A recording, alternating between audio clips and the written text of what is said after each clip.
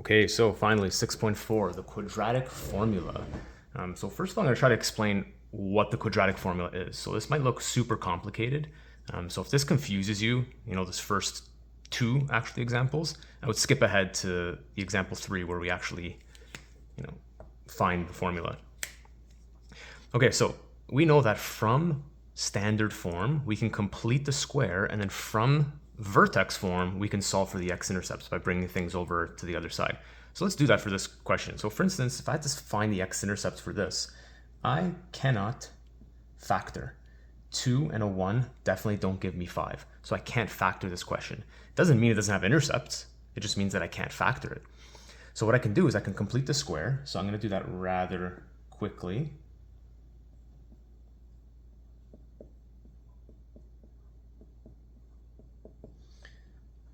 Okay, so over here I'm going to kind of skip some steps. This is x plus half of that. And then this becomes a 25 over, sorry, that should be a 4. Okay, half of 5 over 2 is just 5 over 4, double the denominator. This is always negative. I have to divide it by 2, but actually, sorry, I'm just going to divide everything by 2 and get rid of this 2, because there's a 0 on one side. So it's a little bit different than completing the square, because I have a 0 on one side instead of a y, because I'm solving for the x-intercept when y equals 0. So I'm going to use that and just get rid of the 2 by dividing everything. Plus a half over here.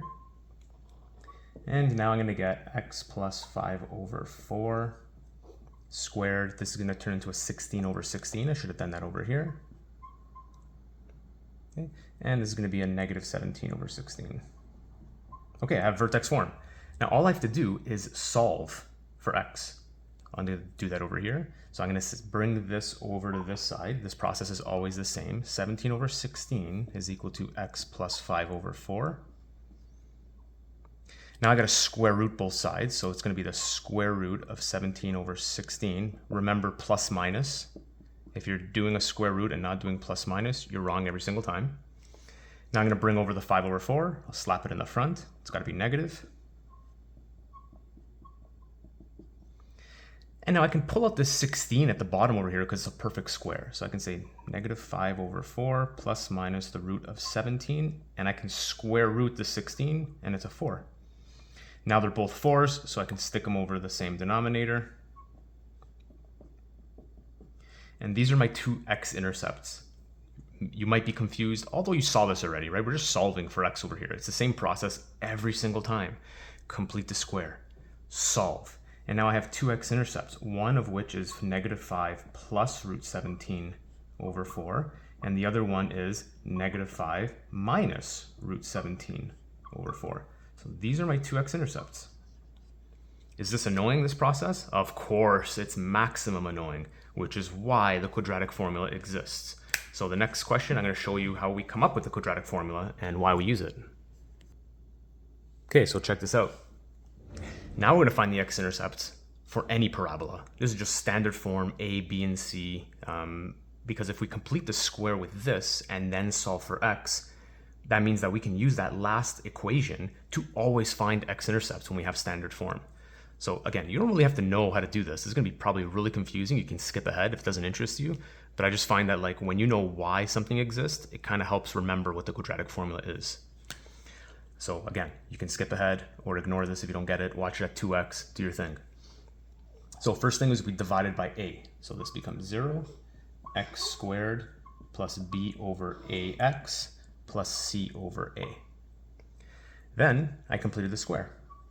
Like, how do you complete the square with this? Well, it's the same thing, right? Just like half of b over a is b over 2a. Square it. This guy comes out and is squared, right? Plus c over a. Remember, once you get this term, this is just this term fully squared. So I squared the numerator, squared the denominator. It's always negative. There's no a value here, so I don't have to multiply it by a like I normally do when I complete a square, and bring this down. Now I need a common denominator here, so let's do that.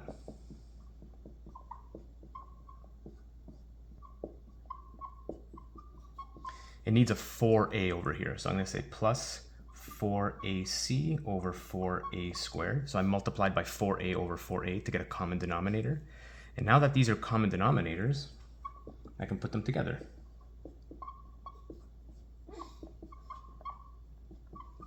And I have to make it minus because I'm putting it all over the same denominator. So this is like negative b squared, and that's positive 4ac.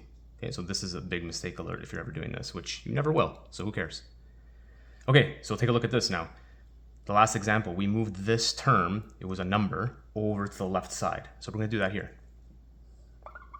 So it's going to be positive b squared minus 4ac over 4a squared. And this is going to be equal to this, x plus b over 2a squared. Now we do the same thing, find the square root. Well, plus or minus the root of b squared minus 4ac over 4a squared. So I've now unlocked the root. Bring the b over 2a over to this side, make it negative. Plus or minus the root of b squared minus 4ac. And this 4a squared at the bottom, like that 16 in the other question, it's a perfect square. So I can remove it from the root and call it its square root. The square root of 4 is 2, the square root of a squared is a. Now this equals the value of x. Again, they were both over 16, so I combined them. Sorry, they were both over 4 in the previous example. So I get negative b plus minus the root of b squared minus 4ac all over 2a. And this is x. And this, alas, is the quadratic formula. Now, you don't have to know how to do this ever in your life, okay? You have to memorize this. And if you know that the quadratic formula comes from completing the square and solving, you're more likely to remember that you're finding the x-intercepts. Okay, so this is just, wherever the parabola is, you're finding the x-intercept using this formula from standard form. You have your a value, you have your b value, you have your c value, just plug them in and calculator work. Okay? I don't really like calculator work, so I'm going to show you in the next example how to avoid it, because a lot of mistakes happen from you guys not knowing how to use a calculator. Okay, some real examples. Let's take a look. Here it says solve using the quadratic formula. So I can't factor because it says solve using the quadratic formula. But if it didn't, if it just said solve, I'm going to try to factor because it's much faster. Okay? But because it doesn't say that, I'm going to use the quadratic formula. And every time I learn a formula, I always write down the formula at the beginning because it helps me remember it. Negative b plus minus the root of b squared minus 4ac over 2a. Love it. Now, next. When you substitute, if you are not using brackets 100% of the time, you're probably wrong. Okay? Once you gain experience, you'll know where the brackets need to go and where they don't need to go, and I'm going to show you that probably on the next question. But b is 9 minus 4ac, look what I'm doing the brackets already, ac all over 2 times a. Now I'm going to just simplify some stuff. So this negative 9 is just a negative 9. This is an 81 minus 8 times 6 is 48 over 4. X is negative 9 plus or minus 80 minus 48. 80 minus 50 is 30, 32, 33. And this is actually kind of enough for an answer. Like if you give these two answers, these are exact values. I don't have to go further than this. And because I don't have to go further than this is pretty simple, okay? But I mean, some questions are gonna ask you solve to the nearest hundredth. So you'd have to say, okay, well, my first answer is negative 9 plus root 33 over 4, calculator. And my next one is negative 9 minus root 33 over 4. Now, in your calculator, if you're entering it like this, you're wrong. Your calculator knows BEDMAS, so it's gonna do this division before this plus. So you have to put the numerator in brackets. That mistake is so common. I don't understand how. Like when you're working with a numerator, you have to separate from the denominator every single time because of this. This is a plus, and then you push a division symbol, and boom, it does the root 33 divided by 4 first, which is wrong. Okay, so if you want to avoid that, maybe just finalize the numerator first. Negative 9 plus root 33, put the answer down, then divide it by 4. All right? Let's take a look at this one, and I'm going to show you some shortcuts at the same time. First of all, has to be equal to 0. This 9 has to come over.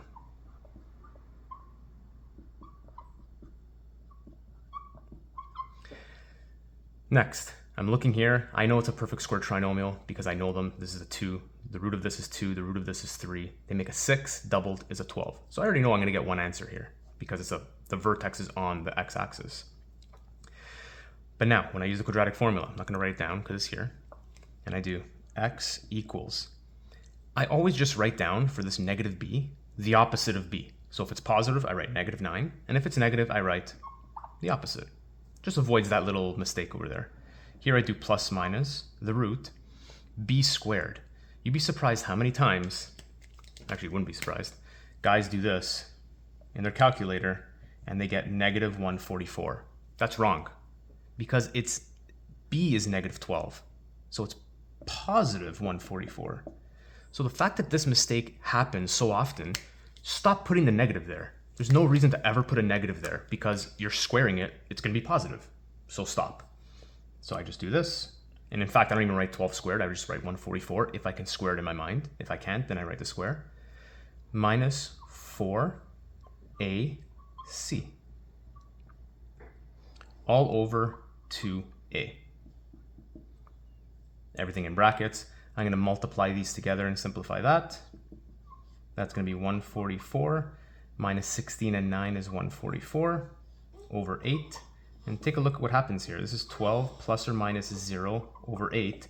And this is why we only have one intercept of 12 over 8, which is x equals, divided by 4, 3 over 2. One intercept. Okay, pretty easy. But notice how the root has to become 0 for you to get one intercept. That comes in handy understanding a lot of things about quadratics later on in math. But pretty easy. Let's do one more. Okay, take a look at this one. Prime number, probably can't factor. It says find the x-intercepts. Doesn't say use a quadratic formula. So I'm going to try. I'm going to say, well, 1 and a 5 and a 1 and a 3, 15 and 1, or 5 and 3. Well, 5 and 3 I can get 8. Let's just make sure here. I'm always going to take that negative out, by the way, when I factor, like this. And 5 and 3 do give me, because I want to know if I'm adding over here. So 5 and 3 give me 8. So I can factor this. I'm just going to do it quickly over here. Into a x, 5x, 5 with the 1, 1 with the 3. Signs are the same, both negative. From here, I know my x-intercepts are 1 and 3 over 5. Done. Now, sir, I suck at factoring. I never want to factor ever in my life. I'm not going to take math in university. I'm not trying to be an engineer. Sure, I mean, use the quadratic formula, but you shouldn't avoid a skill that this is, look how quick this was, right? Done. But let's use the quadratic formula over here. So let's write it down, because until I memorize it, I'm writing it down every single time, and I'm not looking at it. I'm going to make a mistake writing it down, and then I'm going to see where I went wrong, and that's the thing that I have to memorize. If you keep looking at the quadratic formula and writing it down, you're never going to memorize it. Do it this way 3 times, trust me, you'll memorize it. Negative b plus minus the root of b squared minus 4ac all over 2a. All right, I'm going to do it my way. First of all, when I set this equal to 0, come on, 0 equals, divide everything by negative. I never want my a value to be negative. Trust me, neither do you. So get rid of the negative in the front. Over here, I have to factor it out because there's still a y on this side. But over here, I set this equal to 0. I could have done the same over here. Just, in hindsight, I could have. So now this is my new a, b, and c value. Let's rock with it. B is a -8, so I'm starting with positive 8. B squared is 64. So don't think about the negative. Don't think about the negative. Minus 4ac over 2 times 5. 64 minus 60, that's a 20, and that's a 3, over 10. That's a root 4.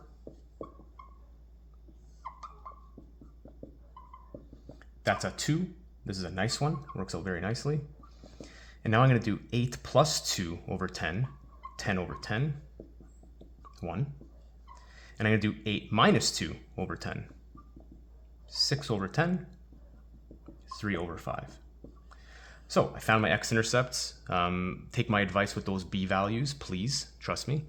And I got the same answer. Look how much work this was, right? And I mean, you have to do all this stuff. We're lucky that it's a root 4. We're lucky. Actually, if it wasn't a root 4, we probably couldn't factor it anyways. But This is definitely your top priority if the question doesn't say use the quadratic formula. Now, another thing, before I end this video, it's a long video, I know, but this is a very important section. If you have an equation like y equals 10x squared minus 16x plus 6, let's say this is your question. I'm not going to solve it, but I want you to understand that once you set this equal to 0, because you want to use the quadratic formula because you're solving, you're allowed to do anything you want to this question. So I can have a bunch of fractions in there. If I multiply by the common denominator, I'm out of fractions. I could have decimals. I'll multiply by 100 and get out of decimals. Over here, instead of using a 10, a 16, and a 6, which prevents me from doing mental math as much as possible. You might think that you can't do this mental math, but you're probably just not practiced enough. Okay, over here, I'm going to divide everything by 2. Now, I much rather use 5, 8, and 3 than a 10, 16, and 6. So always look to reduce first, because then when you use the quadratic formula, you're going to move a little quicker because the numbers are smaller. It's natural. Okay, so take a look at that as well. Get rid of that negative in the front. Trust me, you don't want the denominator being negative with that 2a. It's going to cause mistakes. And this is the quadratic formula. It's actually pretty easy. Your mistakes are going to be syntax mistakes. Your mistakes are going to be you're not doing this in your calculator and you're trying to do it in one step. Do it in one step. But I mean, check the back of the book and see if you're right. And if you're not, figure out why. Because if you don't figure out why, you're in a mistake loop. Quadratic formula.